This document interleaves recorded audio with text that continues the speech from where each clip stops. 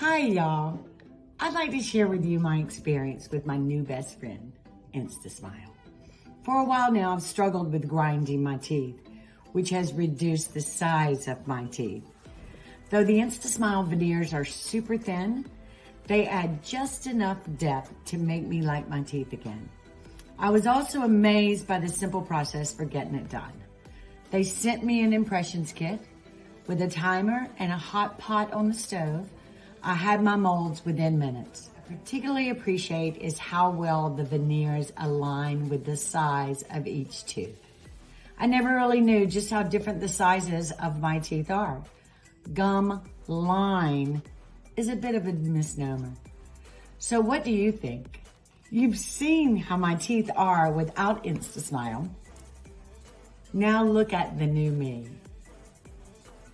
Here's the case they come in, which I really love. Here's the top teeth. See how the different sizes of the teeth are to align with my teeth? That's them put in. Here's the bottom ones. After I, of course, had to do the redo. They're perfect. There's my teeth. I genuinely think they make me happier and add to my confidence. Thank you, instasmile, for giving me my smile back.